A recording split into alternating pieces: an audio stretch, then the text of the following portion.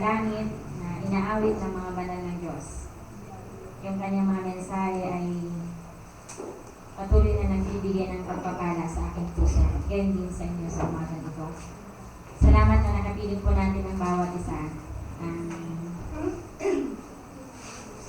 Kapatid ni Sister Tess, si DJ, for the first time yata siya umattend dito. Si Brother Nestor, patuloy natin nakasama, at ganyan din yung friend ni Michelle. Wala si Chelmen, pero dito yung kanyang kaibigan. Nagalito lang siya sa katarungan, malapit dito. Salamat na nakapiling po natin ang bawat pamilya sa araw na to. Tapos na yung ating mga anniversaries at reunion natin ngayon. Kompleto na tayo from oldest to our angel, our baby, our angel, si Gian. Ang maligayang siya na ito'y sabing amen. Amen. Salamat sa ating Panginoon, isang napakagandang umaga para sa kanyang mga anak sa araw na to, na tayo muli niyang pinagkaisa sa araw na ito ng ating Panginoon. Tayong lahat ay tumayo at ating buksan ang ating mga Biblia. Ito po sa Proverbs, chapter 1,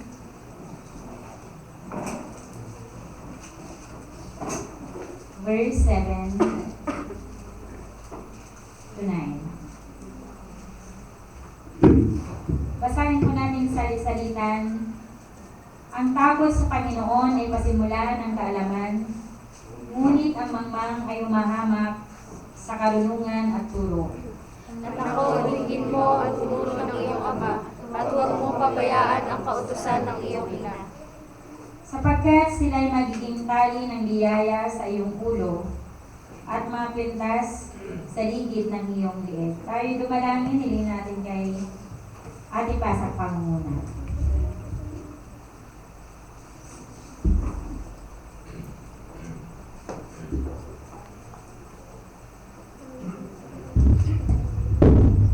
Ayan po'y manalangin. Ama namin Diyos, banal ng Panginoon sa salamat o Diyos sa umaga ito, na magmula pa kanina umaga o Diyos, kami po'y sinamahan sa servisyo nito. At o Diyos, kami po'y mapalapot na sa pakikinig ng iyong mensahe. Dalangin po namin o Diyos ang versikulo na aming pagbabatayan na aming pag-aaral sa umaga ito. Alam po namin o Diyos, na sa tuwing mayroon kang mensahe sa aming kalagitnaan, mayroon kang nais ipabatid sa bawat isa sa amin.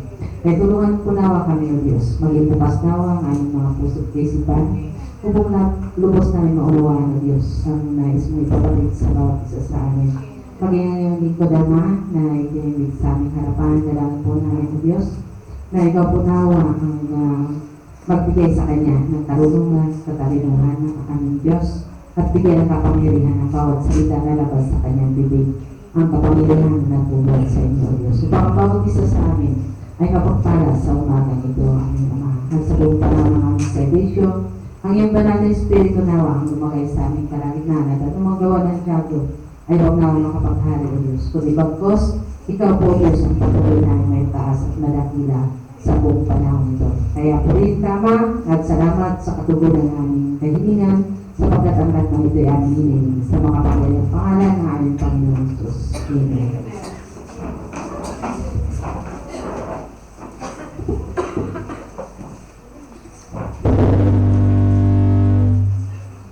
Maraming salamat sa ating Panginoon sa umagang ito na muli ay tinayo ng Panginoon ang iyong lingkod sa umagang ito. Hindi ako higit sa kanino man sa inyo. Ako'y isang alipin lamang ng ating Panginoon na sa tuwina ay humihingi ng kanyang tulong, ang kanyang mensahe sa bawat araw na angkop sa pangangailangan ng bawat isa sa akin. Kaya idalangin niyo rin ako na way magamit ako ng ating Panginoon dahil ako'y pinagpala na sa ating gawain mula pa kaninang umaga, na ang Diyos ang siyang patuloy na nagbibigay ng mga hamon sa pamamagitan ng mga patotoo sa ating Sunday school pa lang, sa mga awitin na ang gaganda ng mga mensahe ng awitin niyo na lalo ka talagang mapapalapit sa ating Panginoon. Sabi nga ang awitin ay it is the music of the soul. Ito ay awitin ng kaluluwa. Kaya kung anong uring awitin ang mayroon tayo, kung worldly yung awitin natin, ibig sabihin ng ating puso ay worldly din. Kaya yung mga awitin maka-Diyos na talagang tumatago sa ating kaloob-looban ay yung mga awitin na na-consecrate sa ating Panginoon. Ang ating pag-aaralan na may pamagat na A Prudent Life. Kinakailangan nating malaman to make good choices to live a prudent life. Anong ibig sabihin ng prudent means to be cautious, to be careful, a mark of wisdom. It is the ability to govern and discipline oneself by use of reason. Bilang kasama sa pamilya ng ating Diyos sa umagang ito,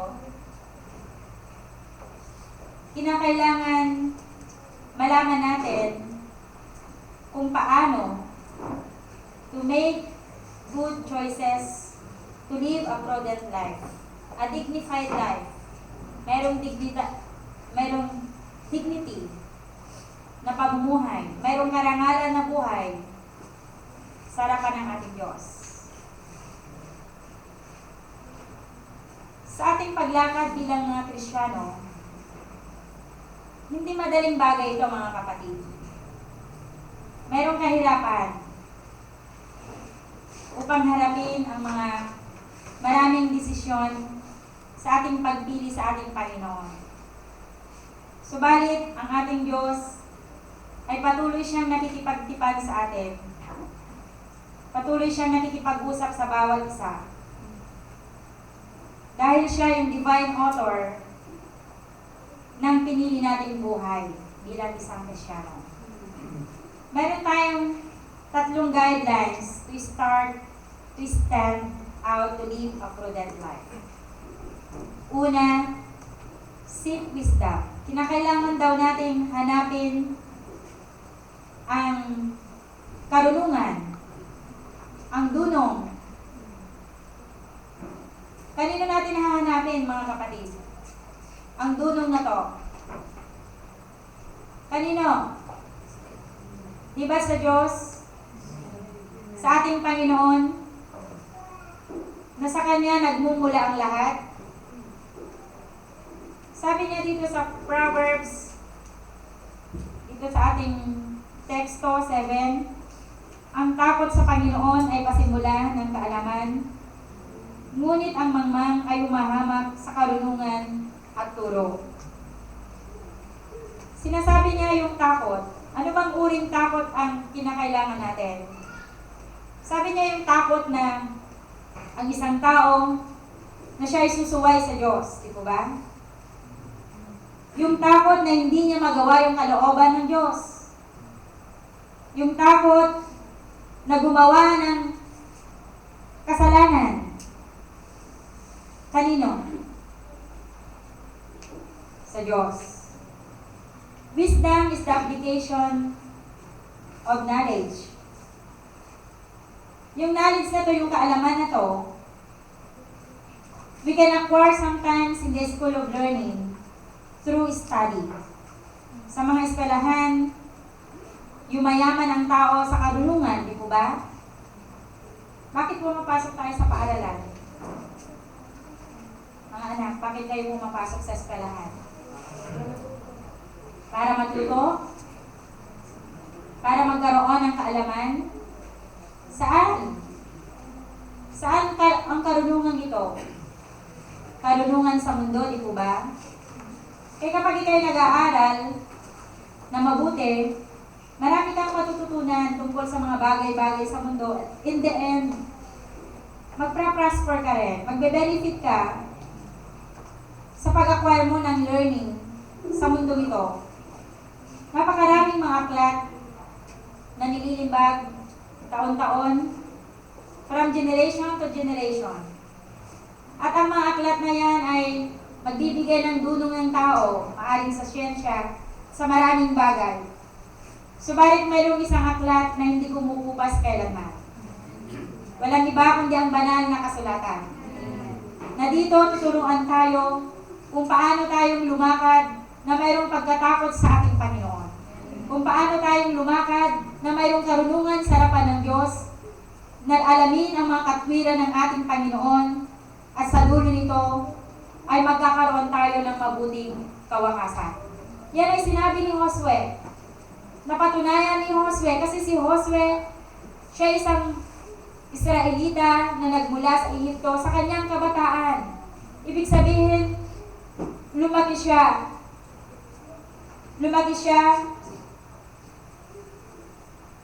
na nalalaman ang kalooban ng ating Panginoon, ang Diyos ng kanilang mga magulang. Tumanda siya sa pagkaalam ng kalooban ng Diyos. At sinasabi sa Josue, nakita ni Josue na ang aklat na ito, di po ba, sa chapter 1, verse 18, sabi niya, ang aklat na ito, huwag mahiwalay sa'yo, kundi yung pagbulay-bulayin, araw at gabi, sapagkat nalalaman mo na sa paggawa mo nito, ay magkakaroon ka ng mabuting kawakasan. Mabuting kawakasan. Kaya ang mga aklat sa mundong ito, nagkakaroon ng bagong edition, di po ba, na nare-revise sila, kasi nagiging obsolete na yung iba. Ito na yung bago, mayroong mga bago na naman na ini-implement sa mga aklat na to. Kaya nga po, mayroong isang aklat na hindi nagbabago. Ang yaman nito, kahit paulit-ulit nating basahin, hindi nawawala yung kanyang kapangyarihan. Patuloy at patuloy na pag sinasaliksik natin ang banal na kasulatan, lalo natin nakikita ang ginto, ang salita ng Diyos, na maaring o hindi maaring, na totoo na magpapakinang sa buhay ng bawat isa sa atin. Kaya knowledge, get some truths. Sa pag-aaral natin ng salita ng ating Panginoon, dito natin nakikita na tutunghayan ang katotohanan na nire-reveal din sa atin sa pamamagitan ng ating pag-aaral. Paano natin makukuha ang katotohanan? Through listening, di po ba? Sa pakikinig. At hindi lamang yon. Siyempre sa pagbabasa. Yung pagkatuto po kasi, hindi lamang sa pagbabasa. Through listening, seeing, yung ating mga nakikita. Doon tayo nag-acquire ng maraming knowledge and learning. Kaya nga dito, kinakailangan natin maging maingat. Saan tayo magiging dapat maingat? Sa ating mga pinapakinggan. Be careful.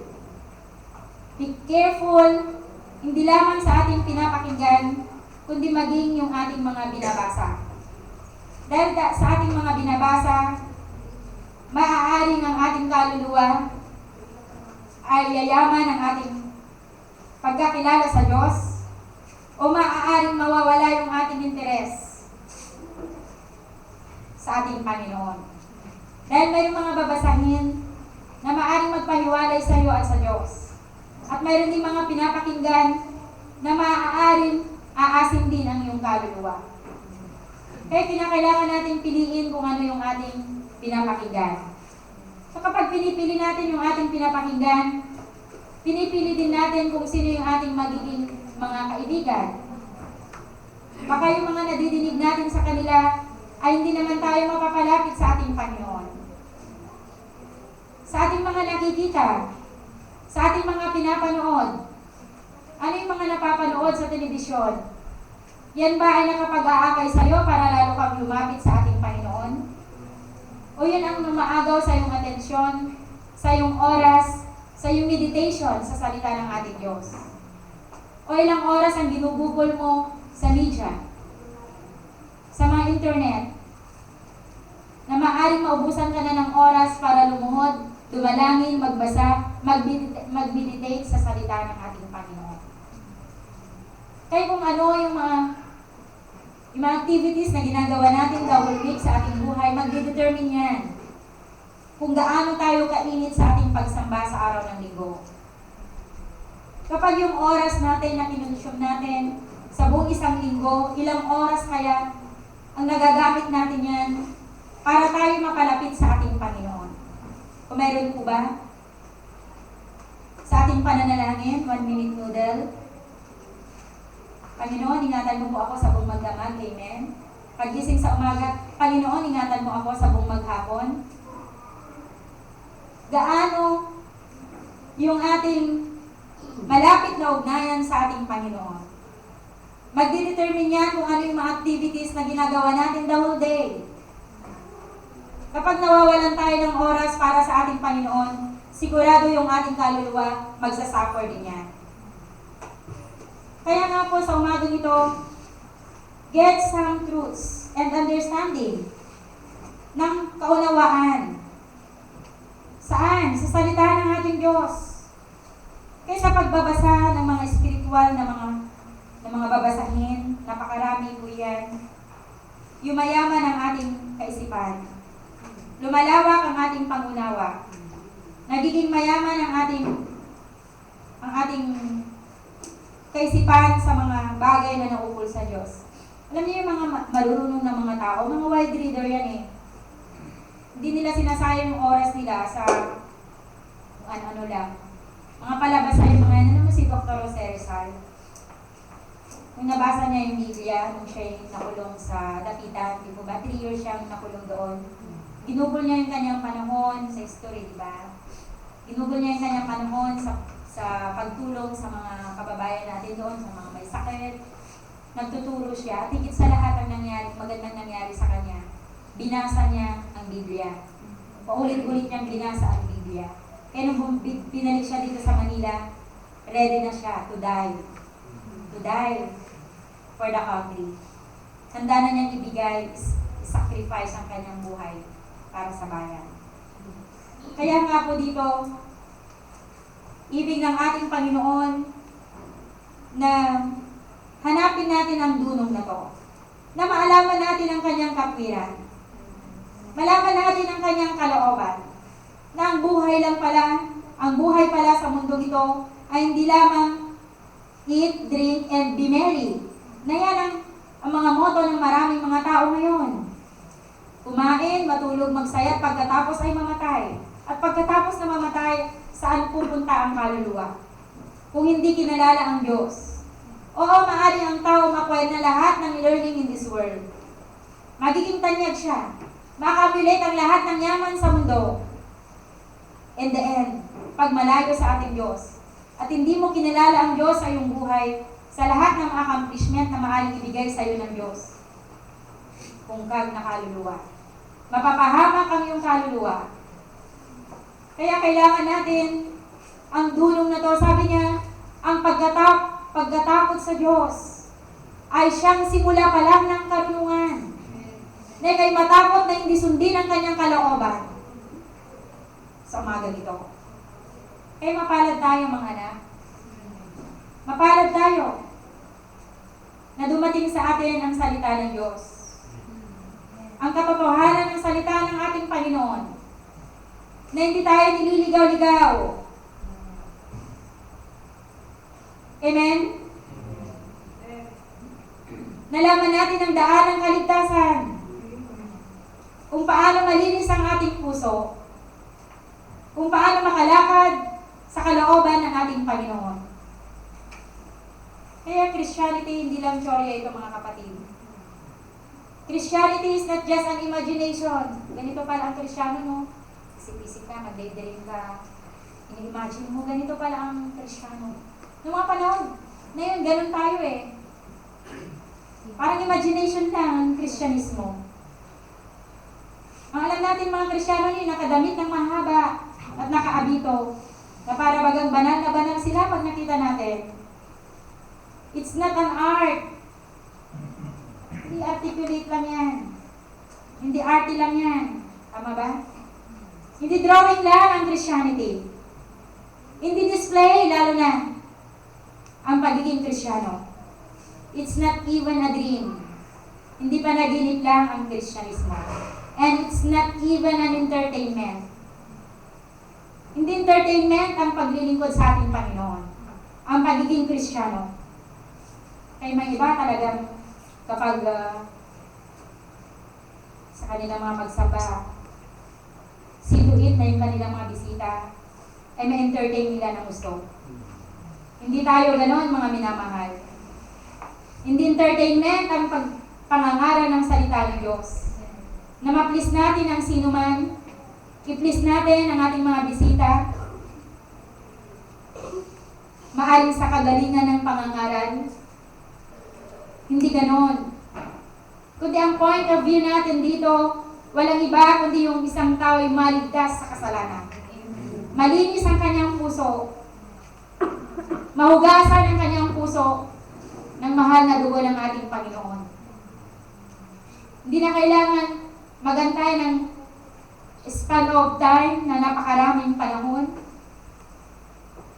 Na ang tagal nang dumadalo, hindi pa rin alam kung ano yung kaligtasan. Yung mga naglalakod siya ng Maruya ng nakaraang linggo. Sabi nila matagal na daw silang ma-attend ng born again. Tinanong ko ano yung kaligtasan.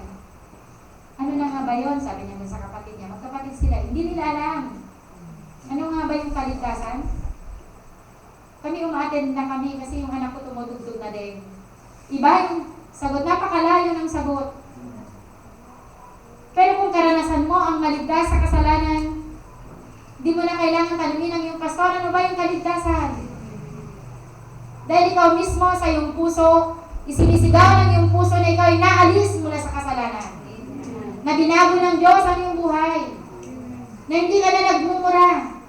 Hindi ka na nagsisinungaling. Dahil binago ka ng ating Panginoon. Kaya nga po dito,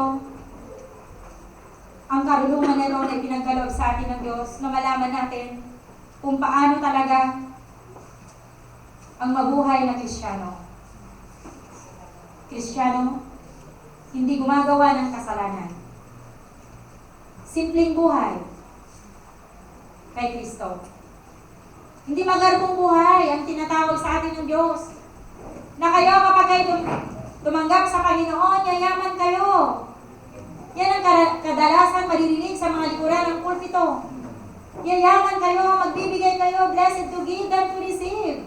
Pik-pik, lig-lig. Yun ang kanilang mga pangarap.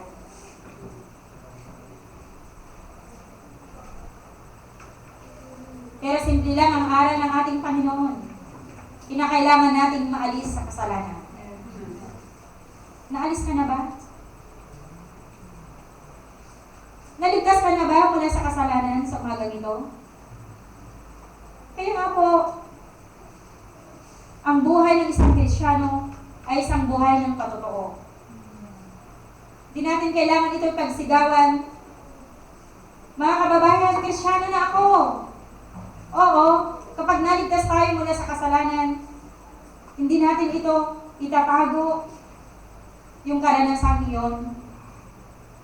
Ikaw at ikaw ay magpapatotoo dahil sa iyong naging karanasan kay Kristo. Pero kapag nakita talaga nila na mayroon pa rin namumuhay na banal sa gitna ng masalimuot na mundong ito, ng kamunduhan ng maraming mga kabataan ngayon, makikita nila na mayroong Diyos pala na nagbabago ng buhay. Yung mga kabataan, dinadala sila sa mga eskwelahan to acquire all the knowledge that they have, that they need. Pero ang pinaka-risk, if they neglect, kapag napabayaan ng mga kabataan na to acknowledge God in their life. Nakilalanin ng Diyos sa kanilang mga paglakad. Proverbs chapter 3, verse 6. Kilalanin mo siya sa lahat ng iyong mga lakad at kanyang ituturo ang iyong landas. Maganda ba yun, mga kabataan? Na kinikilala natin siya sa ating mga paglakad?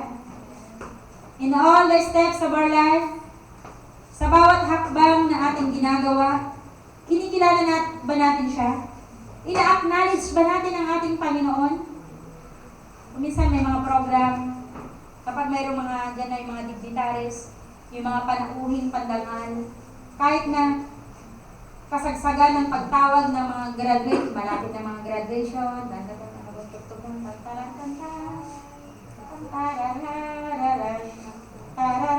parang ang sarap ng pakiramdam, no?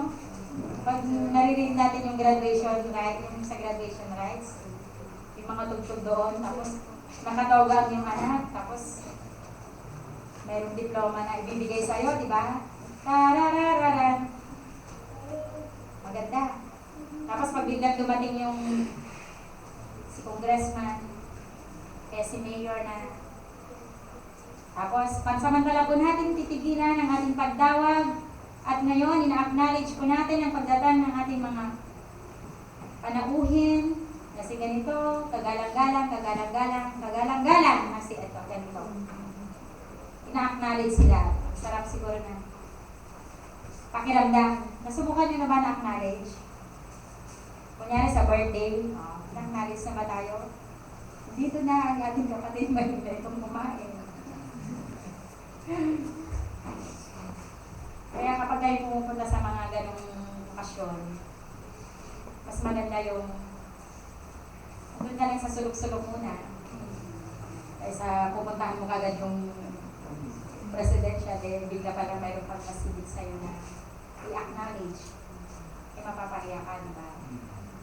Mas maganda yun doon kay, ay dito pa pala, dito pala. Masarap yung na-acknowledge yung pangalan mo na kaya pinapakilala ka. Sarap ng pakiramdam. Yung mga anak, kapag mayroon silang desisyon, ina-acknowledge yung mga magulang. Pwede po ba itong desisyon kung ito, mami, daddy, mama, papa? Masarap sa pakiramdam ng mga magulang yun. Wala silang sinisikreto. Kung mayroon silang gustong gawin, hindi nagdidesisyon na lang sila sa sarili nila, kundi pwede ba ito, mami, daddy? Masarap ng pakiramdam sa mga magulang niya. Kaya ganun din sa harapan ng ating Diyos. Na sa ating mga paglakad, kinikilala natin ang kanyang kapangyarihan. Lumalapit tayo sa kanya. Kapag lumalapit tayo sa kanya at mayroon tayong isang bagay na naguguluhan tayo, na kinakailangan natin ng linaw ng bagay na yun, sabi nga niya diba, sa Isaias, siya ay prinsipe ng kapayapaan, pamulo ng kapangyarihan. He came with answer. Ano pa yung sabi niya yun? Ang karunungan. Siya'y marunong ang ating Panginoon. He always came with answer. Kaya maganda na i-acknowledge natin ang ating Panginoon. O kinakilala kita aking Diyos sa bagay nito. Kaya mahirap yung padalos-dalos mga kapatid sa mga pagpapasya. Kaya meron nga sinabi sa kawikaan, siya ay sumasagot na hindi muna nakikinig ay isang taong lang Mangyaon. Hindi pa niya naririnig yung sinasabi, sumasagot na kaagad. Diba? Wala pang response ang Panginoon, ginawa naman na niya. Ganun yung ginawa ni ni Saul. Hindi pa dumadating yung tugon ng Diyos. Nagmamadali siya. Nagmamabilis siya. Nagmagaling siya. Anong nangyari? Napahamak siya. Kaya napakaganda na hingin natin sa Diyos ang dunong. Ina-acknowledge natin siya. At hindi lamang natin siya ina-acknowledge, kundi tumitiwala din naman tayo sa Kanya.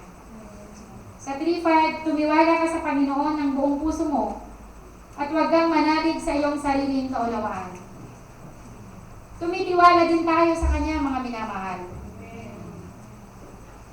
Kayong taong matalino, kinikilala niya yung Diyos na higit na makapangyarihan sa lahat sa kanyang buhay, na nagbibigay ng dunong, nagbibigay ng buhay, nagbibigay ng lakas, at nagbibigay ng lahat sa Kanya. Kaya nga, salamat sa Diyos na ipinakilala sa atin ang Kanyang mga salita. Kaya naging matalino tayo. Ang pagiging matalino ay yung pagkilala sa ating Diyos. Maring ang tao, napakatalino niya, excellent sa eskwelahan. Kung hindi naman siya marunong makipagkapwa-tao, walang kwenta yung bagay na yun. Bahay, tapos walang kapwa-tao, walang kapitbahay, walang galang sa kapwa, at di marunong rumispeto, maaaring sa magulang hindi niya nire-respeto. Walang kabuluhan yung dunong, di ko ba? Walang kabuluhan yung dunong ng taong niya. Kapag ganun lang, dito lang. Kaya yun ay magiging problema. Kapag ito lang, ang pinapayaman lang yung kaisipan at hindi yung puso, yung values na kinakailangan na mapasa atin. Sa mga kabataan, bata pa lang yan. Napakaganda yung upbringing ng batang niya, sasabi naman. Napakagandang upbringing, napakagalang niya. Napakamahinahon niya. Kaya, kasama dito sa pag-acquire ng knowledge, ng kaalaman, pagtitiwala sa Diyos. Yung isang tao, he knows how to humble themselves to God. Yung marunong magpakababa sa Panginoon. Panginoon, totoo naman na wala akong kaya. Hindi natin sinasabi sa ating sarili, deserve ko naman to eh. Lahat ng bagay na to, yung mga achievement na to, kaya yung iba hindi na ina-acknowledge ang Panginoon. Ganda pag nag-speech, una sa lahat, ina-acknowledge yung Diyos. Pagkatapos, yung mga magulang, di ba? Una sa lahat, ang Panginoong Diyos. May narinig na ako na nag-speech ng ganun. Una sa lahat, ang ating Diyos. Ang ina-acknowledge. Hindi kaya na nasa akin ito dahil sa deserve ko, matalino ako. Deserve ko to kasi pinagpaguran ko ang lahat ng mga bagay na to. Kaya deserve ko to na ako lang ang magbe-benefit ng lahat ng to. Kaya yung mga achievement natin, magiging useless din ang lahat ng mga bagay na yon kapag hindi natin in-acknowledge ang ating Panginoon sa ating buhay. Kaya manak ng Diyos, mayaman ito. Nauna sa lahat, kapag mayroon tayong accomplishment, una natin ninuluran ng ating Panginoon, pinapasalamatan siya ng ating buong puso. Riches. Do not share to God. Kaya dito, yung karunungan, kinakailangan dito may application yan. Yung mga achievement natin, kinikilala natin ng Panginoon, yung mga riches, kung ikaw man ay payamanin ng ating Panginoon, and do not share that which belong to God and to your fellow men and to our fellow men. Walang kabuluhan din yung bagay na yun. Saan mapupunta? We are now in the world with the spirit of getting. Na mga tao, ang espiritu nila ngayon, get. Sa Ilocano, kwak. Yung uwak. Sa amin yung kwak. Sa akin. Everything is mine. All the glory. Lahat ng ito. Hindi iyon ang Kristyanismo, mga kapatid. We must learn to share what we have sa mga lalong mas higit na pinagkaitan ng anumang bagay sa mundo ito. Respect to God. Kinakailangan ng respeto sa Diyos. Dito sa Psalms chapter 46 verse 10.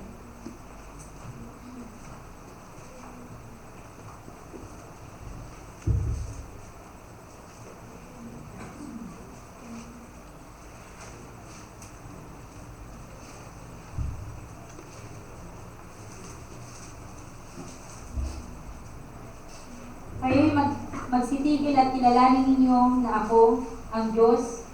Ako'y mabubunyi sa gitna ng mga bansa. Ako'y mabubunyi sa lupa. Yan ang ating Panginoon. Sa Psalms chapter 29, verse 2. Ibigay ninyo sa Panginoon ang kalwalatiang marapat sa kanyang pangalan.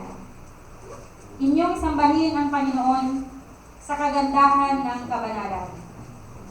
Kinakailangan daw natin yung the sovereignty of God, yung karapat-dapat na pagsamba ay ibigay natin sa ating Diyos who created all, set up all things in its place, and has it in His control.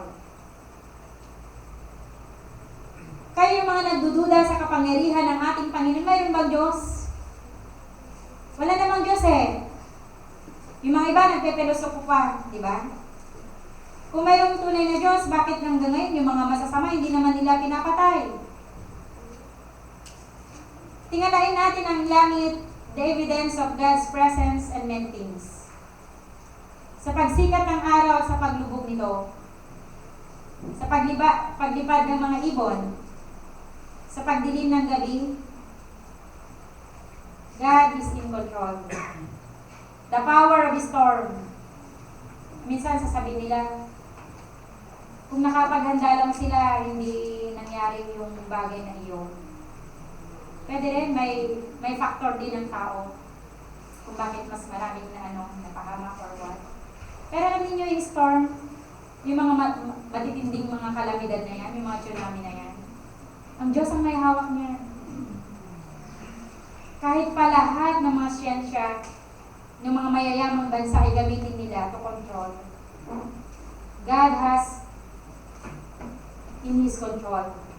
Nasa Panginoon pa rin ang control ng lahat ng mga bagay na yun. Kaya sino tayo sa umagang ito? Mga minamahal, na mahawakan natin ang ating buhay, yung ating future.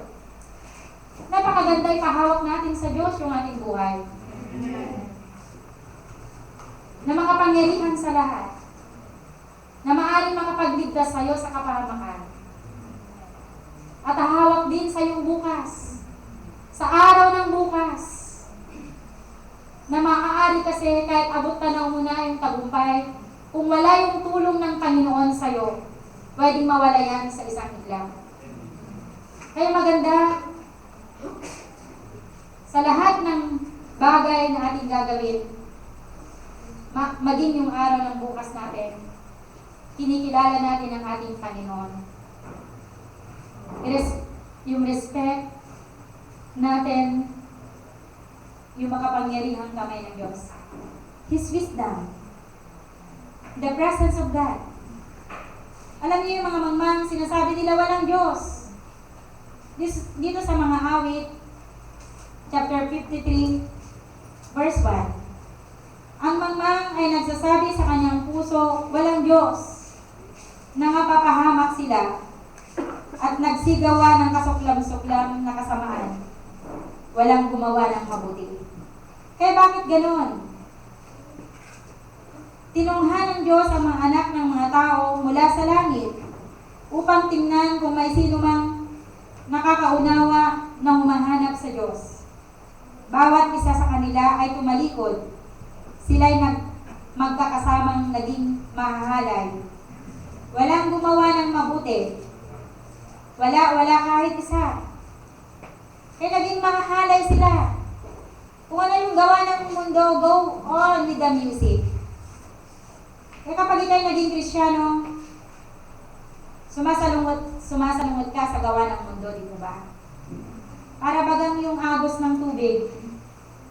Pag ganun yung agos, pag umaanod-anod ka ng kasama-sama ka sa gawa ng mundo, wala kang effort yan. Effort. Go on with the music. Pag linggo, magsasamba. Pag Monday to go on with the music. Buhay ng mundo. Hindi iyon ang Christianity, mga minamahal. A product life means know there is God. Fear Him. Tayo ay mayroong takot sa Kanya. Love Him with all our heart, Pay attention to Him kung ano yung kanyang sinasabi sa atin. Hindi yung pagpasok dito, labas doon. Go to Him and ask for help and ask for direction. Come to Jesus. Kapag ikay lalapit sa ating Panginoon, hindi niya ililiko ang iyong landas, kundi itutuwid niya ang iyong landas. Kaya, sasamahan ka ng ating Panginoon. Where to live? Saan mo gustong mabuhay? We have our own choices. Which job to take? Anong gusto mong maging trabaho in the future? Di po ba? Anong gusto natin maging trabaho? Kung gusto mo nakakurbata ka, mag-aaral kang mabuti. Kung gusto mo buti baka lang, sige, wag ka na nang mag-aral, magsayang ka ng oras, maghapon sa computer, sa ganun-ganun. Alam mo yung mga bata minsan yung mga napapabayan ng magulang. Kaya tinatawag na, parang walang naririnig kasi ngayon yung attention nila nasa social media.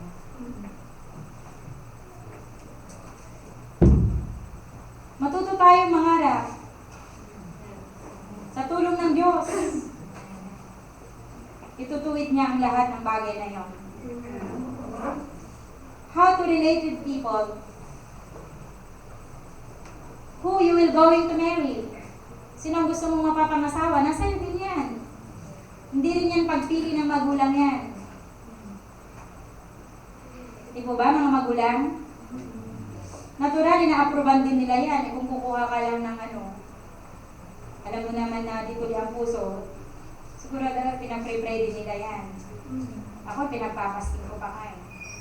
Sabi ko, nung nag-18 na yung aming anak, nag-umpisa na rin akong mag-ayuno para sa kanya, na maging wise siya. Nabibigyan siya ng Diyos, nang kasama rin niyang naglilingkod sa kanya. Alam ko yun ang kaisipan niya ng puso ng bawat magulang na dito. Not physical appearance, not money. 3 M o 4 na M ang gusto natin. 3 mayaman, ano ba yun? Matandang, mayaman, madaling, matay. Matapat sa Diyos. Matapat sa Panginoon. Kaya nga hindi ka agad-agad sinasabing I love you eh. Kinikilala mo muna through friendship. Kaibigan mo na kayo.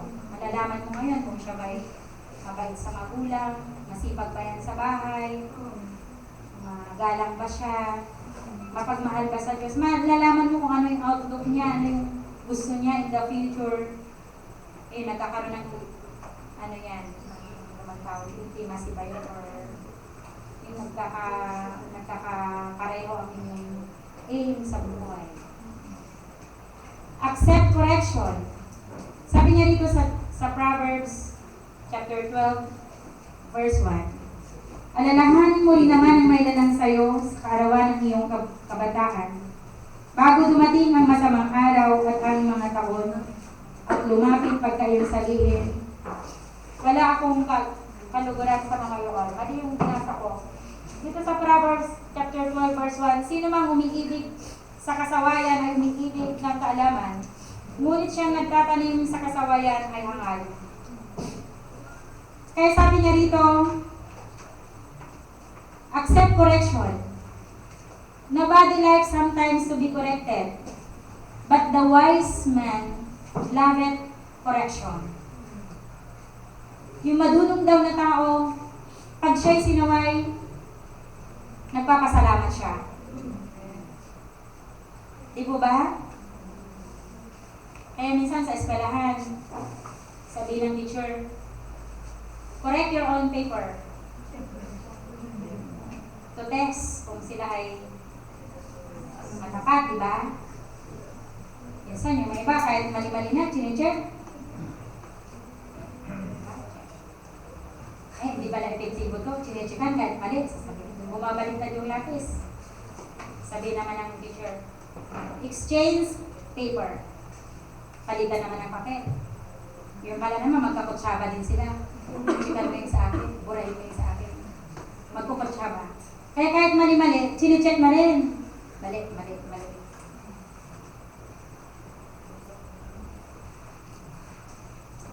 Kaya nga po dito, maganda para kung sabihin ng teacher, correct minus wrong. Mayroon pa kayang maiiwang correct? Sigurado yun kapag hindi nag-aaral. Mas marami yung ekes. Baka wala nang maiwan, no-check. Pero kung nag-aaral, hindi basta-basta yan na papayag na wala siya makuhang check. Kung maaari gusto niya lahat. Perfect, di po ba? Kaya mahirap yung hindi nag-aaral. Hindi natututo. Kung sabihin na sa katabi, mangungopia na lang ako. Kung nangopia naman, kanino ka kukopya? Kanino ka kukopya? Alam mo na school bukol siya, doon ka pa kukopya. Siyempre, hahanap ka ng medyo matalino. Bulakbol na nga siya, doon ka pa mag-ano. Kaya nga one time nagkaroon ng exam kami. Itong bago magpasukan. Mga teacher ang nag-exam. Merong school na zero, dalawang teacher. Hindi niya alam na yung test paper na yun, set A and B. Pinakopya niya. Hindi yung set na.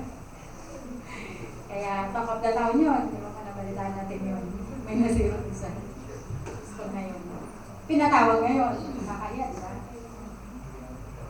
Kakaya. Kaya para hindi dumating sa point na yun na mapapahiya ka ng puro ekes, puro zero,